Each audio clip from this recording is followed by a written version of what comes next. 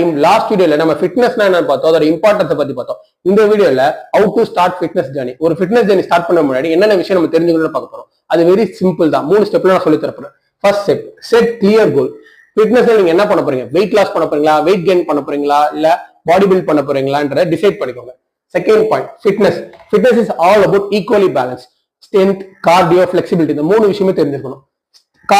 கார்டியோன்ற simple. நீங்க walking போலாம், running போலாம், சைக்கிளிங் போலாம்.